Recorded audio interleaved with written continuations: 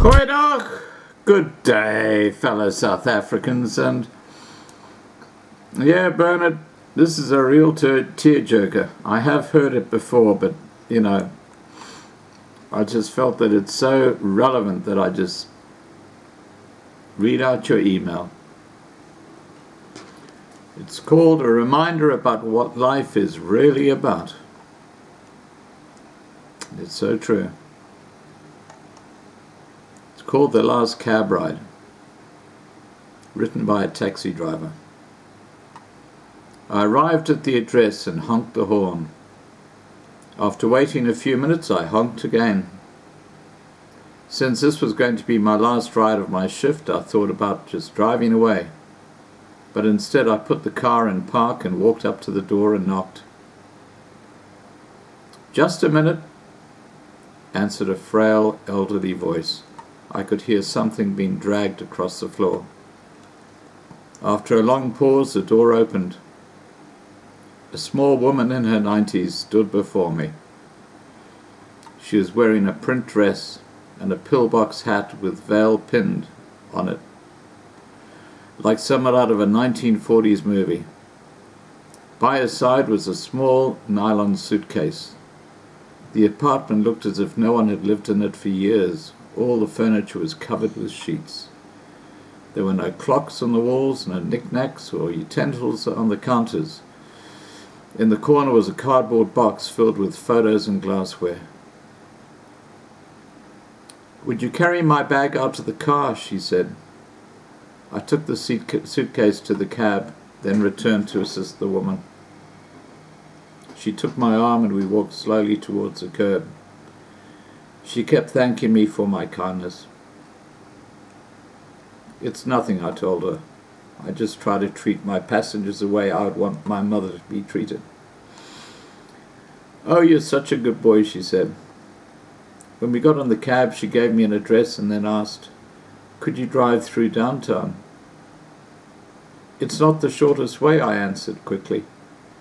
"Oh, I don't mind," she said. "I'm in no hurry.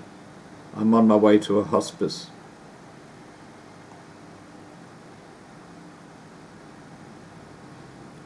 I looked in the rearview mirror. Her eyes were glistening.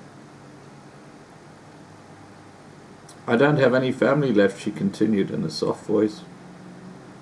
"The doctor says I don't have very long." I quietly reached over and shut off the meter. "What route would you like me to take?" I asked. For the next 2 hours we drove through the city. She showed me the building where she had once worked as an elevator operator. We drove through the neighborhood where she and her husband had lived when they were newlyweds. She had me pull up in front of a furniture warehouse that had once been a ballroom where she had gone dancing as a girl. Sometimes she'd ask me to slow in front of a particular building or corner and would sit staring into the darkness, saying nothing. As the first hint of sun was creasing the horizon, she suddenly said, "I'm tired. Let's go now." We drove in silence to the address she had given me.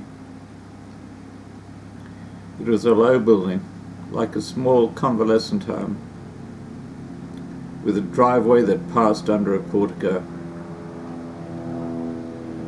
2 orderlies came out of the cab as soon as we pulled up. They were solicitous and intent, watching her every move. They must have been expecting her.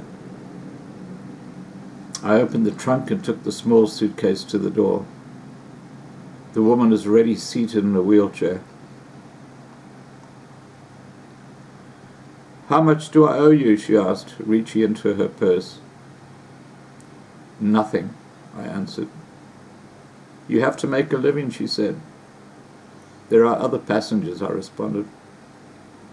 Almost without thinking, I bent and gave her a hug. She held on to me tightly. "You gave an old woman a little moment of joy," she said. "Thank you." I squeezed her hand and then walked into the dim morning light. Behind me, a door shut. It was the sound of the closing of a life. For the rest of that day, I could hardly talk. What if that woman had gotten an angry driver, or one who was impatient to end his shift? What if I'd refused to take the run, or had honked once, then driven away? On a quick review, I don't think I have done anything more important in my life.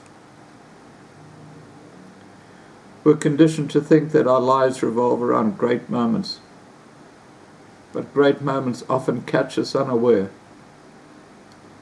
beautifully wrapped in what others may consider a small one. People may not remember exactly what you did or what you said, but they will always remember how you made them feel. At the bottom of this great story was a request to forward this. I deleted that request because if you have read to this point, you won't have to be asked to pass it along. You just will. And it concludes by saying, life may not be the party we hoped for, but while we are here, we might as well dance.